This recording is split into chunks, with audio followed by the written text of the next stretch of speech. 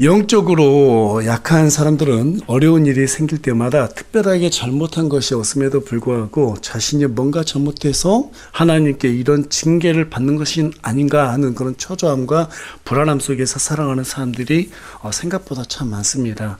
어떤 측면에서는 그렇게 생각하는 것이 겸손하게 만드는 어떤 은혜의 한 부분이 될 수도 있겠지만, 잘못하면 하나님을 바로 이해하지 못하고 미신적으로 이해하는, 그래서 왜곡된 신앙을 가질 수 있는 그러한 토대가 되기도 합니다. 그 대표적인 사람이 바로 저와 여러분이 지난 시간에 살펴봤던 세 친구들이었고, 그 중에 한 사람이었던 엘리바스였는데요. 욥기 2장 3절에 가서 보니까 하나님께서는 욥이 까닭 없이 고난을 당하게 되었다라고 그렇게 말씀하고 있습니다.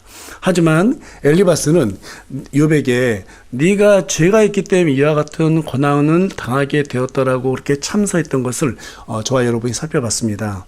욥은 하늘에서 이루어진 대화를 알 수 없었기 때문에 영물 모를 고난으로 인해서 몸도 마음도 지칠 대로 지쳐 있었고, 안식도 소망도 끊어진 채 어디에서 그 위로를 찾을 수가 없었어요. 그래서 욥은 주님께 7번이나 탐식하며 왜 내가 이런 고난을 당해야 하느냐고 그러한 질문을 계속해서 여쭙게 되는데, 그럼에도 불구하고 주님은 한마디도 하지 않으시고 침묵으로 일관했던 그런 내용을 살펴봤습니다. 욥은 자신에게 이 고난에 대해서 스스로 결론 내리기를, 하나님께서 나를 단련시키기 위한 목적으로 이러한 고난을 허락하셨다고 욥기 7장 18절을 통해서 스스로 고백했던 내용도 살펴봤는데, 이미 하나님께서는 욥에 대해서 뭐라고 말했어요? 완전하고 곧바르며 하나님을 두려워하고 악을 멀리한 자라고 그렇게 인정했단 말이에요. 그렇다면 왜 하나님께서는 죄 없는 욥을 선택하셨으며 그에게 고난을 주셨고 침묵하셨을까? 그 이유는 참된 성도가 어떤 사람인지를 욥이라는 사람을 통해서 저와 여러분, 우리 모두에게 제시하고 보여주길 원하셨기 때문입니다. 하나님께서는 욥처럼 정말 악을 멀리하는 그렇게 거룩한 사람을 사랑하시는 것이 맞습니다. 그러나 여러분, 거룩만으로 하나님과 동행할 수는 없어요. 하나님의 뜻을 이룰 수가 없어요. 우리가 산에 올라가서 그냥 거룩하게만 산다 그러면 하나님께서 기뻐하실까요? 그게 아니죠. 사도 바울처럼 하나님의 뜻을 이루기 위해서 고난에 참여하는 사람만이 하나님과 동행할 수 있게 되는 것입니다. 그러자면 뭐가 필요하다고 말씀을 드렸어요? 인생의 주도권을 하나님께 내려놓는 것, 이양하는 것, 그것이 바로 선행되어야 된다라고 지난 시간에 말씀을 드렸습니다. 그래서 지난 시간에 제가 여러분들께 말씀드리기를, 욥기의 주제는 고난이 아니라고 말씀을 드렸어요. 하나님께 내 인생의 주도권을 내려놓는 것, 이것이 바로 욥기의 주제라고 말씀을 드렸습니다. 인생의 주도권을 내려놓는 것이라는 것은 내 고집을 내려놓는 거예요. 내가 이루고 싶은 그 고집을 내려놓는 거예요. 이 부분에 대해서 주님은 나의 최고봉이라는 책을 저술하셨던 어스왈드 챔버스 목사님은 고집에 대해서 이렇게 표현했습니다. 우리의 힘이라고 표현했어요. 고집이란 우리의 힘이다. 그 힘은 다른 힘이 아니에요. 내가 원하는 인생을 살면서도 하나님을 섬길 수 있다고 하는 그 환상, 그 고집, 그런 것들을 내려놓는 것, 그런 것들을 계속해서 붙잡는 것이 바로 힘이라는 거예요. 한마디로 적당한 신앙생활을 고집하는 힘. C.S. 루이스는 그 적당한 신앙에 대해서 뭐라고 말했느냐면 무교와 하나도 다를 바 없는 것이다 라고 표현했습니다. 네. 적당한 신앙은 무교와 하나도 다를 바가 없다. 그래서 저와 여러분이 자기의 주도권을 내려놓지 않는 한 우리는 적당한 신앙생활을 하게 될 것이고, 그 적당한 신앙생활은 반드시 불순종의 삶으로 가게 만든다는 거예요. 저와 여러분이 알다시피 인간의 불순종이 선악과를 먹게 했습니다. 맞죠? 예. 그런데 그 선악과로 인해서 사람이 눈이 열리게 되었어요. 그때부터 하나님을 피하게 됐습니다. 또 모든 것을 무엇을 기준으로 판단하게 됐어요? 선과 악의 기준으로 판단하게 되었습니다. 이것을 교만이라고 말하고 있어요. 하나님의 눈으로 모든 것을 판단하는 것이 아니라 내가 뭔가 판단할 수 있는 선과 악. 그런데 여러분, 선과 악에 대한 기준이 있어요, 없어요? 없어요. 어디서부터 어디까지가 선이고 어디서부터 어디까지 악이에요? 그런 기준이 없잖아요. 그래서 사람들은 사실 뭐가 선하고 뭐가 악하냐라고 이렇게 물어보면은요, 나름의 도덕적이고 윤리적인 기준을 가지고 오긴 하지만 그 범위를 정확하게 규정 못 합니다. 그래서 말을 해보고 대화를 이렇게 나눠보면 사람들이 생각하는 선악의 기준은 전부 다 이익에 있어요. 이익. 나에게 이익이 되면 그것은 선한 것이고 나에게 이익이 안 되면 그것은 전부 다 악한 것으로 생각하고 있습니다. 그것이 바로 뭐예요? 인간의 선악과를 먹은 인간의 본성입니다. 그 기준으로 하나님을 이해하는 것을 우리는 인본주의 신학이라고 하는 거예요. 인본주의. 오늘 본문에 등장하게 되는 이 빌닷이라는 사람이 바로 이 인본주의에 속한 사람이었어요. 빌닷의 신앙을 대표적으로 설명해주는 구절이 오늘 본문에 있는 7절 말씀인데요. 우리 다 같이 7절 말씀 한 목소리 읽어보겠습니다. 시작. 비록 내 시작은 작을지라도 내 마지막 끝은 심히 크게 되리라. 예, 개혁성경에서는 워낙 우리에 익숙하죠. 내 시작은 미약하였으나 내 나중은 심히 창대하리라. 그렇게 번역되어 있는데요. 예수님을 믿는다 하는 가정마다, 집집마다, 사업장마다 가서 보면 이 문구가 다 걸려져 있습니다. 그렇게 걸어놓고 정말 그렇게 복받기를 간절히 원하는 사람들이 얼마나 많은지 몰라요. 저는 이 모습 하나로 우리 한국 교회의 영성이 다 설명되어진다고 판단을 합니다. 정말로 선하게 살면 너의 시작은 비록 미약하였지만 마지막은 심히 창대해질까요? 이게 정말 진리일까요? 만약 여러분 이것이 정말 진리라면 왜 모세는 그렇게 하나님의 일을 위해서 수고했는데 마지막에 느보산에 혼자 올라가서 죽으라고 했을까요? 왜 그 말씀에 순종해야 했을까요? 또 뿐만 아니라 예레미야 같은 사람은요, 하나님의 말씀을 대언하는 시작부터 끝까지 자기에게 붙인 성도가 한 명도 없었어요. 처음부터 끝까지 미약했어요. 세상적인 관점에서 봤을 때 그랬다라는 거예요. 뿐만 아니라 12사도들을 비롯해서 스데반 집사나 사도 바울이나 그 끝이 어땠어요? 심히 창대했죠? 네. 빌닷의 눈으로 봤을 때는 창대하지 않았어요. 비참했어요. 비참하게 죽어나갔습니다. 엄청난 순교를 당하고 죽었어요. 예수님은 또 어떻습니까?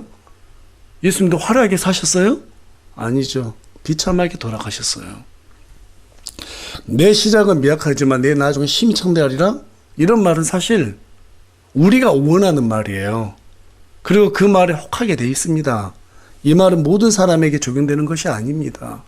하나님께서 이스라엘이라고 하는 한 민족을 세우셔서 했어요. 그러려면 어떻게 해야 돼요? 아브라함이라는 사람을 선택했죠. 그 사람에게 복을 주고 한 민족을 세울 수 있게끔 해줘야 돼요. 그 과정에서 필요한 물질들, 필요한 사람들 다 붙여주시잖아요. 그렇죠? 네.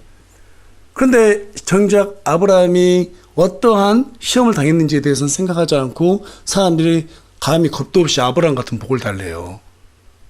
아브라함은 그 복을 받을 만한 자격이 있었던 사람이었습니다. 그렇죠? 그런데 우리는 그런 희생의 대가는 전혀 생각하지 않고 그냥 심히 창대해진다. 여기에만 그냥 눈이 다 가 있는 거예요. 마음이 빼앗겨 있는 거예요. 그러니까 아브라함 같은 복을 달라고 하는데 여러분 그런 기도를 하려면은요 아브라함 같은 시험도 이길 수 있게 해달라고 기도해야 되는 거예요. 하나님께서 아브라함과 이삭과 야곱에게 그러한 복을 약속했던 이유가 민족을 세워서 그 민족으로 하여금 메시아를 내야 해야 하는 그러한 플랜이 있었기 때문에 그렇습니다. 그런데 이러한 것들은 생각하지 않고 그냥 그들이 받은 복만 생각한다? 이게 바로 기복주의인 거예요. 이게 바로 인본주의인 거예요. 하나님께서 쓰시고자 하는 그 목적에 따라서 약속을 주시고 그 약속받은 사람에게 그러한 것들을 적용시키시는 것이지 일방적으로 모든 사람에게 전부 다 너의 시작은 미약했기 때문에 마지막 창대하리라 이렇게 약속하진 않습니다. 또 그렇게 다 적용되지 않는다는 것을 우리가 성경 말씀을 통해서 충분히 확인할 수가 있어요. 여러분들께 여러 번 말씀드리지만 토기장인은 누구세요? 하나님이시고 우리는 뭐에 불과해요? 진흙에 불과하죠. 진흙. 진흙이 토기장에게 왜 나를 이 질그릇으로 만들었습니까? 백자나 청자를 좀 만들어 주시지. 이렇게 따질 수가 없잖아요.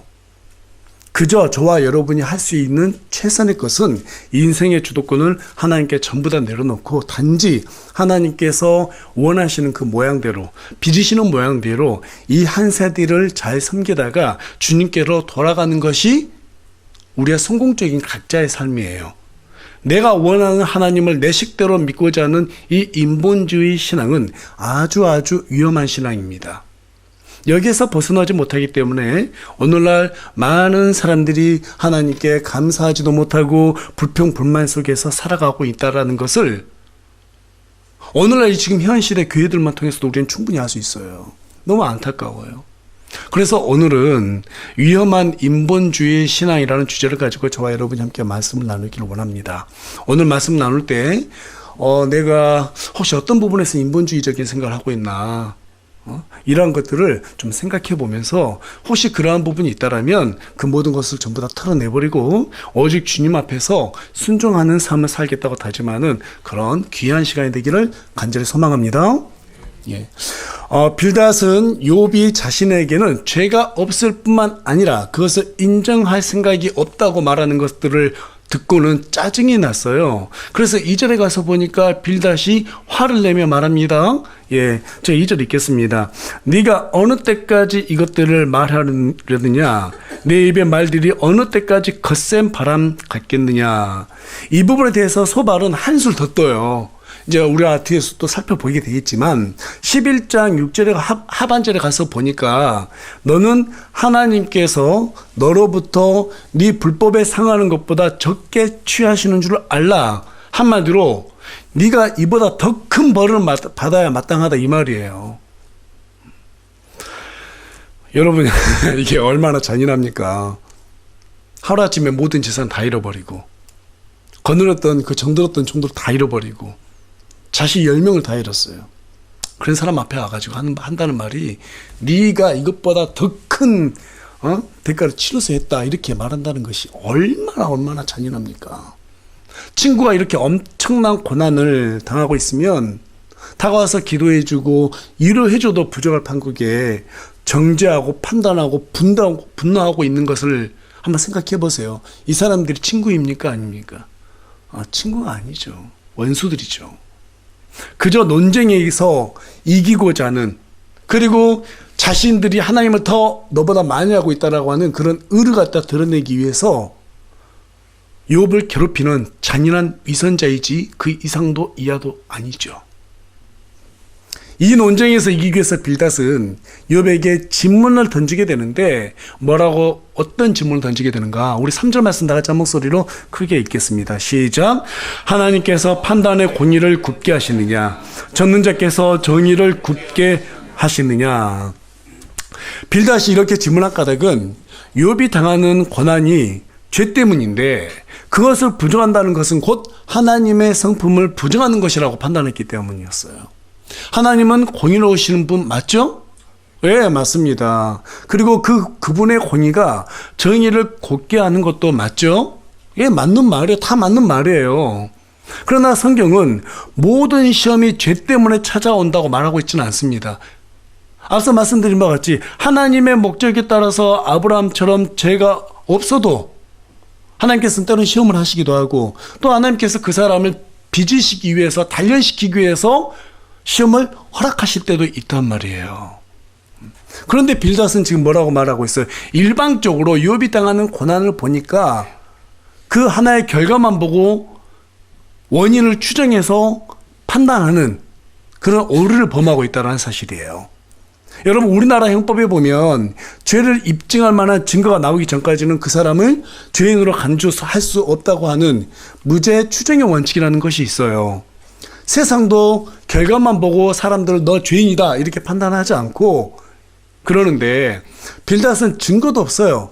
그런데도 마치 자신이 검사가 된 양 욥을 이미 피고로 확정해놓고 신문하듯이 욥을 압박하고 있는 모습을 우리가 보게 됩니다. 더구나 4절을 보게 되면 빌닷은 엘리바스처럼 자식들의 죽음을 들먹이는 비인간적인 막말들을 이어가고 있어요. 또 5절에서 6절을 통해서 자신이 믿는 바에 대해서 입을 열게 됩니다. 우리 다 같이 5절과 6절 말씀도 읽겠습니다. 시작. 만일 네가 늦기 전에 하나님께 구하고 젖는 자께 간구한다면, 네가 순수하고 올바르다면 이제 그분께서 반드시 너를 위해 깨어나사 내 의가 거하는 거처를 번영하게 하시리니. 무슨 말이에요? 네가 만일 숨겨진 죄를 지금 당장 자백하면 하나님께서 즉시 용서하시고 모든 것이 다시 원상복구 될 것이다. 이렇게 얘기하고 있는 거예요. 물론 여러분, 욥기 마지막에 가서 보면은 하나님께서 욥에게 어때요? 시험하기 전보다 2배 이상의 축복을 더해 주십니다. 그러나 여러분, 기도한다고 해서 지금 당장 모든 것이 원상태로 돌아간다는 말이 맞아요, 안 맞아요? 그것은 자기가 원하는 거고 자기 중심적인 생각인 거죠. 그러나 빌닷과 같은 이런 인본주의자들은 기도를 갖다가 하나님에 대해서 미신적으로 생각하고 있기 때문에 기도하면 하나님께서 즉시 응답해야 한다라고 그런 어떤 일방적인 생각을 하고 있는 거예요. 그 중심에는 어떤 하나님이 계시는가? 은혜 하나님과 사랑의 하나님이 있어요. 그들이 이해하고 있는 은혜 하나님, 사랑의 하나님은 기도하고 자백하면 무엇이든지 전부 다 용서해 주시고 그 즉시로 회복시켜 주시는 그런 하나님으로 이해하고 있단 말이에요. 그런데 여러분, 하나님이 정말 그렇게 하세요? 그렇지 않습니다. 그래서 이 빌닷은 자신이 정해 둔 때에 하나님께서 응답해 주실 거라고 그렇게 확신하고 있는 것을 자기의 믿음이라고 착각하고 있는 거예요. 바로 이 때문에 빌닷이 7절에 내 시작은 작을지라도 내 마지막은 끝은 심히 크게 되리라. 그렇게 욥에게 말했던 것입니다. 이것이야말로 여러분 뭐예요? 인본주의 신앙이에요. 내 뜻대로 하나님 해석하는 거예요. 잘 들으세요, 여러분. 이런 인본주의 신앙은요, 미신이에요. 기독교를 가장한 다른 복음이에요. 여기에서 벗어나지 못하기 때문에 오늘날 많은 사람들이 성경에 기초한 하나님을 보지 못하고 그저 하나님은 은혜 하나님, 사랑의 하나님, 전능하신 하나님, 그러니까 내가 원하는 것을 그렇게 성취시켜 줄 것이라는 기대, 일방적인 기대, 그리고 하나님을 압박해요. 해주세요. 그 대표적인 미신적인 기도가 야베스의 기도예요. 역대상 4장 10절에 가서 보면 제가 개역성경으로 PPT 띄워놨는데요. 보시면 정말 제가 왜 개역성경으로 띄워놨냐면 무진장 많이 외웠거든요. 복 준다 그러니까 야베스의 기도는 책도 있잖아요. 그 읽어보니까 막 하루에 많이 외우면 외울수록 주문처럼 외울수록 복을 많이 준대요. 그래서 아무것도 몰랐을 때는 이걸 보고 얼마나 많이 물 붓는지 몰라요. 원컨대 주께서 내게 복의 복을 더하사 나의 지경을 높이시고 주의 손으로 나를 도우사 나로 환난에서 벗어나 근심이 없게 하옵소서 하였더니 하나님이 그 구하는 것을 허락하셨더라. 이 기도를 왜 야베스가 하게 됐는지 앞뒤는 다 잘라먹고 그냥 당장 그가 구하는 것을 허락하셨더라 이 말에만 혹해가지고 하루에 막 100번씩 외우면 야베스처럼 복을 받는다고 하니까 주문처럼 이 구절을 외우는 사람들이 정말로 많아요. 그 야베스의 기도라는 책이 지금도 많이 팔리고 있어요. 여러분, 야베스의 기도는 복 받아내는 그런 기도가 아닙니다. 본래 야베스는 갈렙과 동시대 인물이었고 아직 이스라엘이 어때요? 하나님께서 약속하신 그 가나안 땅을 정복하기 이전이었어요. 각 지파마다 그 땅을 갖다가 취해야 될, 승리해야 될 전투가 있었단 말이에요. 그래서 갈렙도 뭐라고 기도했어요? 이 산지를 내게 주소서, 이런 기도를 했잖아요. 그 땅을 하나님께서 약속해 주셨기 때문에 우리가 취하는 것이 맞습니다. 그러나 우리가 우리의 힘으로 안 됩니다. 하나님 힘으로만 가능합니다. 그래서 갈렙이 그와 같은 기도했단 말이에요. 야베스도 똑같은 그런 기도한 거예요. 야베스의 기도가 바로 하나님께서 약속하신 저 땅을 우리 지파가 취할 수 있도록 우리 하나님께서 함께해 주십시오 라고 그렇게 간구하는 기도였지, 다른 사람보다 내가 땅을 더 많이 차지하게 해주세요, 이건 탐욕이잖아요. 맞죠? 여러분, 이처럼 내 중심적으로 성경을 보다 보니까 웃지 못할 이런 코미디 같은 미신 기도가 생겨나는 거예요. 따라서 인본주의 신앙은 반드시 뭐로 갈 수밖에 없어요? 기복주의로 갈 수밖에 없어요. 인본주의 신앙은 무조건적으로 기복주의로 갈 수밖에 없어요. 그곳에 하나님이 계시지요? 계셔, 안 계셔요? 안 계셔요, 안 계셔요. 제가 너무너무 안타까운 게 뭐냐면요. 오늘날 사람들이 이 하나님을 잘 모르고 제대로 알지 모르는 상태에서 기도한다는 거예요. 막 방언으로 하루에 4시간씩 5시간씩 앉아서 기도에다 자랑하는 사람들이 있어요. 하나님께서 하나도 안 들어주실 텐데. 참 안타깝다. 안타깝다. 그렇게 인본주의적으로 미신적인 기도를 하게 되면요, 어떤 현상이 생기는가? 내 뜻을 하나님 뜻으로 맞춰놓고 표적 기도를 하게 돼요. 안 들어주면 막 금식하면서 땡깡 부려요. 그래서 야고보서 4장 3절이 뭐라고 말하고 있어요? 하나님께서는 자기 정욕을 위해서 구하는 기도를 들으신다, 안 들으신다? 듣지 않는다고요. 너희가 구해도 받지 못하는 것은 너희 정욕으로 인해서 잘못 구하기 때문이라고 분명하게 성경은 우리에게 말해주고 있습니다. 그런데 본문의 빌닷은 하나님의 뜻과는 전혀 상관없이 욥에게 네가 숨긴 죄를 자백하기만 하면 하나님께서 지금 즉시 원상복구 시켜줄 테니까 야, 너 자백해. 잘못한 것도 없는데. 그리고 그렇게 원상복구 시켜줄 것이라고 하는 그 근거가 무엇인가 보니까 8절에서 10절과 같이 그 근거를 제시하죠. 우리 다 같이 8절부터 10절까지 한 목소리 읽겠습니다. 시작. 원하건대 너는 이전 시대 사람들에게 물으며 너 자신을 예비하여 그들의 조상들이 탐구한 바에 주의를 기울이라. 우리는 겨우 어제부터 있었으며 또 땅 위에 있는 우리의 날들은 그림자이므로 우리가 아무것도 알지 못하느니라. 그들이 너를 가르치고 내게 말하며 자기 마음에서 나온 말들을 말하지 아니하겠느냐. 역사적으로 볼 때 아담은 선악과를 먹어서 어떻게 됐어요? 죽게 되는 형벌을 받게 됐습니다. 모든 인류가 다 죽게 됐죠. 또 뿐만 아니라 그 이후에 사람이 심히 타락하게 됩니다. 폭력을 자행하고 성적으로 타락하게 되죠. 그로 인해서 하나님께서 노아라는 사람을 통해 가지고 홍수 사건을 일으키시죠. 노아의 가족만 구원받는 그런 일들이 생겨납니다. 그러니까 무슨 말이냐면 빌닷은 하나님께서는 죄를 무조건 심판하신다. 그런데 욥 너도 지금 고난을 당하고 있어? 그러니까 너는 죄인임에 틀림없어. 너 뭐 숨겨놓은 죄가 있지? 그거 자백해. 지금 이런 논리를 펴고 있는 거예요. 근데 여기에는요, 여러분, 심각한 모순이 있어요. 이걸 잘 아셔야 돼요. 하나님께서 성경 기록을 보게 되면 어떤 사람을 심판하기 전에 그 죄가 무엇인지 드러내요, 안 드러내요? 드러내요, 안 드러내요?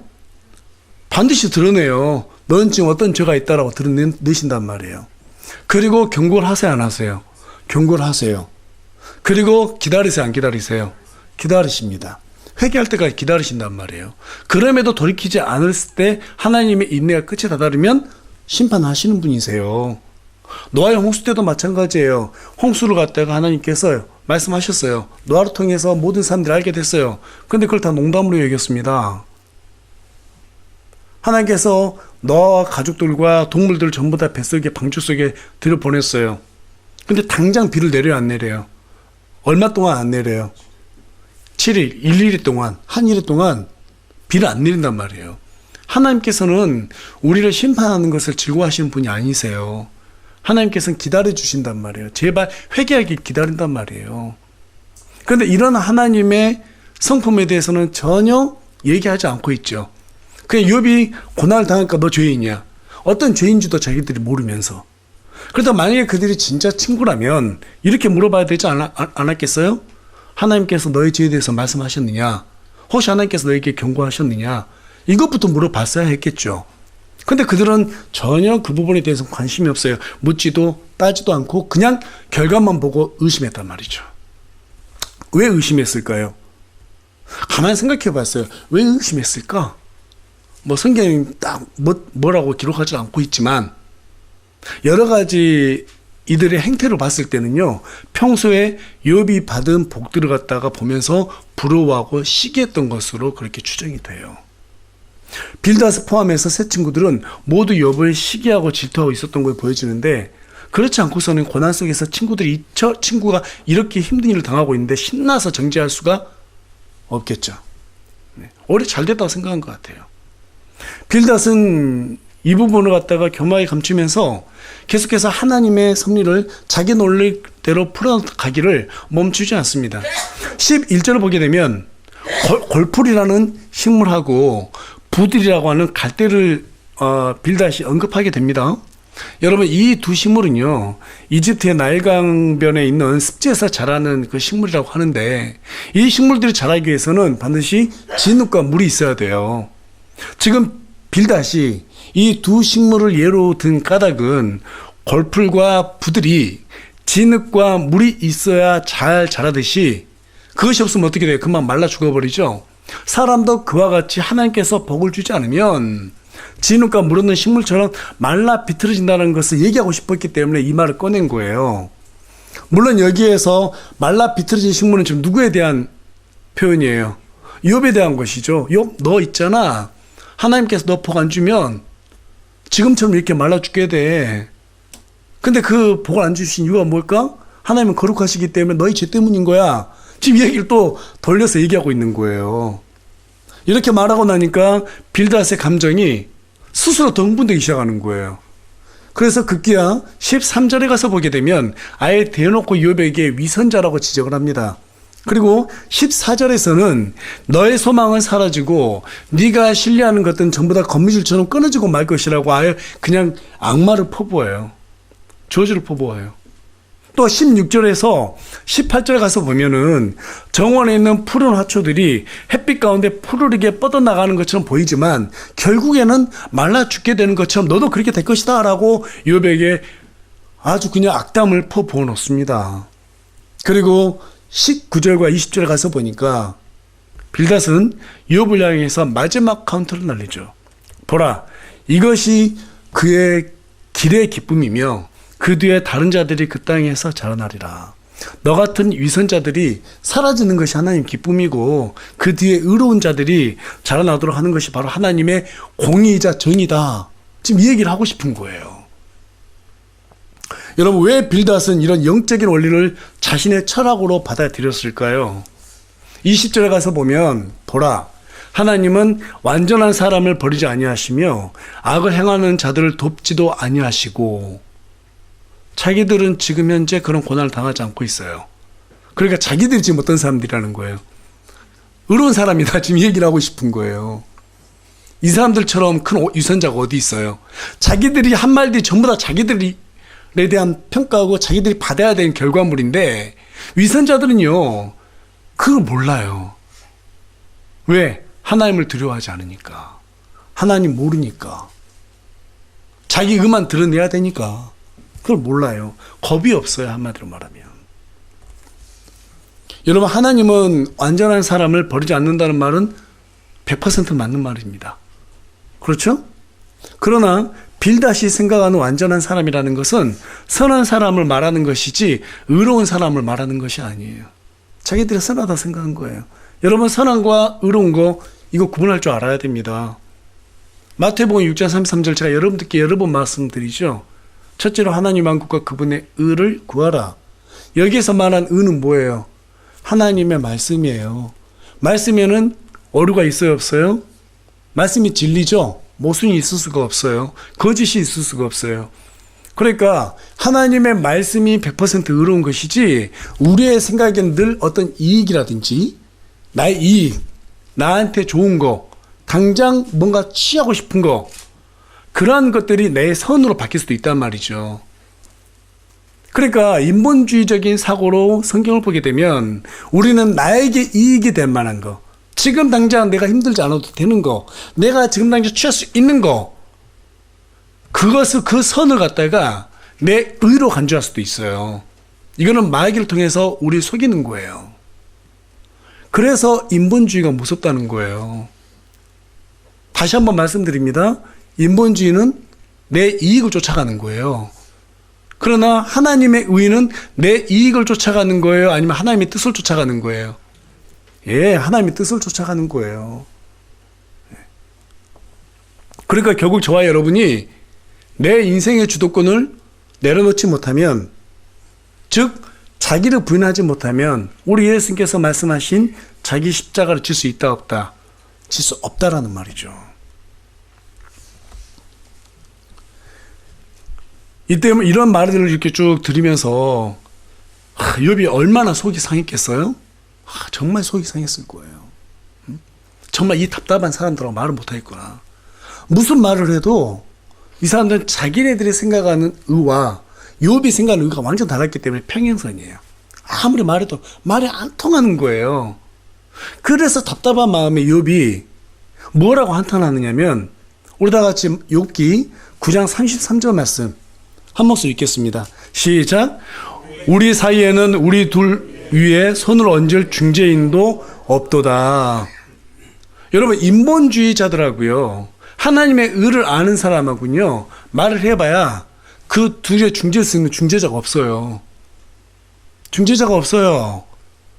그러니까 여러분, 가끔은 우리가요, 정말 이게 하나님의 뜻인데, 이게 하나님의 말씀인데 알아듣지 못하는 사람들 만나요. 지금 교회를 열심히 다니는 사람들 중에서도 자기 의와 자기 이익에 똘똘 뭉쳐져 가지고 기복적인 하나님을 자꾸 믿는 사람들이 있단 말이에요.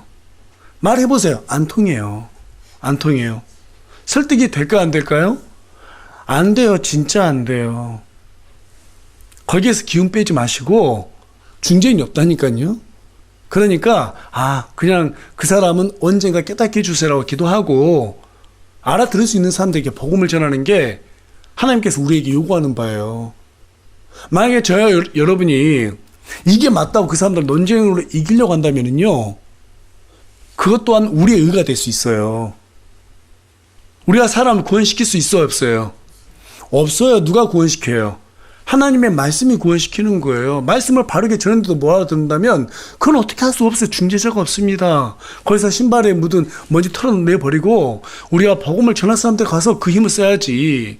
거기에서 논쟁할 필요가 없어요. 논쟁에서 이긴데도 이긴 것이 아니에요. 그래서 데일 카네기가 인간관계론에서 뭐라고 말하냐면, 사람들 사이에서 가장 위험한 게 논쟁이라고 말하는데, 논쟁에서 이길 수 있는 것은 없다. 이긴다 하더라도 그건 진 거다. 왜? 그 사람하고 사이가 틀어지니까.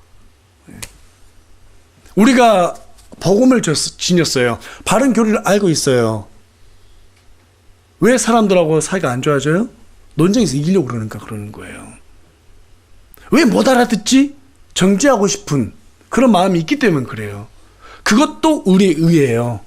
제가 과거에 그런 실수를 했어요. 이게 내 의였구나. 그 사람들에게도 정리할 시간이 필요하고 알아들을 만한 시간이 필요해요. 그런데 우리는 막 강압적으로 얘기를 하죠. 이게 맞다고. 그게 교만이에요, 따지고 보면. 그래서 저는 나중에 가서 그분들한테 가가지고 다시 얘기를 해서 친구들한테, 야, 그때 내가 조금 과했던 모양이다 하면서 다시 설명해주고, 야, 그래. 기다렸더니 나중에 한 2, 3년 정도 지나니까 연락이 와요. 자기 지금 킹김 성경 보고 있다고. 그리고 네 교리가 맞는 것 같다고. 이렇게 얘기를 하더라고요. 누구나 다 시간이 필요하지 않습니까? 자꾸 우리의 의만 앞세운다면 그것 또한 우리의 교만이 될 수 있다는 사실이에요. 그래서 욥이 우리 사이에는 우리 둘 위에 손을 얹을 중재인이 없다 이렇게 말하고, 그래서 이제 우리가 이런 기복주의 교리 이 부분에 상당히 조심해야 되는 것입니다. 그래서 또 욥이 또 얘기합니다. 욥기 10장 15절 말씀인데요. 우리 다 같이 한 목소리 읽겠습니다. 시작. 내가 사악하면 내게 화가 있을 것이며 내가 의로울지라도 내 머리를 들지 아니하리다. 내가 혼란으로 가득하오니 그러므로 주께서는 내 고난을 보소서. 여기에 이 논쟁이 휘말리다 보니까 지금 몹시 혼란스러운 거예요. 욥마저도 정말 내가 고난 때문인가? 막 이런 생각이 들 지경이 되는 거예요. 우리에게 고난이 오면 우리는 왜 그 고난을 당하게 되는지 알지 못할 때가 참 많습니다. 만일 저와 여러분이 고난 때문에 어떤 일을 당한다 그러면 그 원인을 우리가 스스로가 대충 알아요. 성경에도 보면 죄 때문에 고난을 당한 사람도 있다고 하잖아요. 그렇죠? 하나님께서 알려주실 거예요. 대부분 원인 없는 결과는 없잖아요. 그런데 내가 하나님 앞에 참 열심히 하고 있는데 왜 이런 어려운 일이 생기지? 대부분 하나님께서 우리에게 뭘 요구하세요? 너 인생 좀 내가 쌓아야겠다. 네가 고집 부리고 있는 그 인생의 주도권 좀 내놔라. 나태하지 말고 게으르지 말고 네 물질 너무 집착하지 말고 좀 나를 위해서 한번 사용해보면 어떻겠냐. 네 몸도 나를 위해서 좀 사용해보면 어떻겠냐. 이걸 지금 우리 하나님께서 환경을 통해서 얘기해 주시는 거라고 저는 그렇게 확신을 해요. 우리가 하나님의 도구로 쓰임받을 때 우리의 마음에 뭐가 있어요? 화평이 있어요. 다시 한번 말씀드리지만 하나님께서 원하시는 환경 가운데서 우리가 고난을 당하게 되면 그 안에서는 하나님의 화평이 있어요.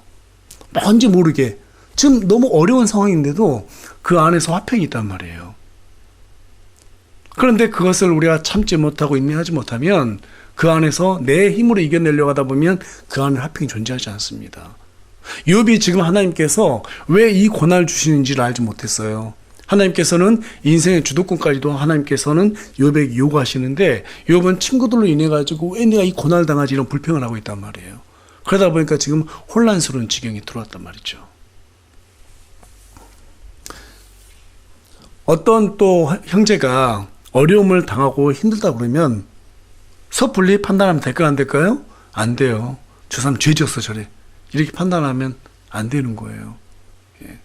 저도 그런 실수한 때가 있었는데 이게 참 잘못됐구나. 이런 생각을 하게 됩니다.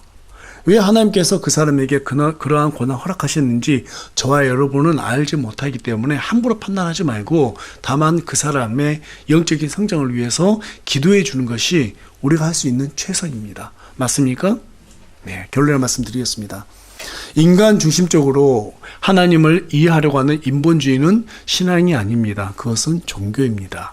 왜냐하면 거기에는 하나님의 뜻이 아니라 내 뜻이 포함되어 있고 내가 원하는 곳으로 가고자 하는 그런 고집, 다시 말해서 힘이 그 안에 들어가 있기 때문입니다. 특별히 고난 앞에서 함부로 기대하고 함부로 기도해서는 안 됩니다. 하나님께 막 불평하면서 내 뜻대로 해달라고 그렇게 고집부려서는 안 됩니다. 토기장애가 진흙을 자신의 뜻대로 빚듯이 하나님께서 우리 인생을 주님의 뜻대로 빚을 수 있도록 우리 자신을 내어드리는 그러한 저와 여러분이 되기를 간절히 소망합니다. 모든 것을 하나님의 뜻 가운데 있다는 것을 우리가 그분의 선하심을 인정하고 하나님은 실수하는 분이다, 실수하지 않는 분이다, 실수하지 않는다. 그분은 신실하게 그분의 실수하지 않는 분이라는 것을 믿고 앞으로 확신하며 우리가 정말 참고 견디는 가운데서 기도하면서 묵묵히 하나님의 일을 해나갈 때 하나님께서 저와 여러분과 함께해 주시는 임마누엘의 하나님의 복이 임하게 된다는 것을 확신하고 늘 그 가운데서 살아가기를 간절히 소망합니다.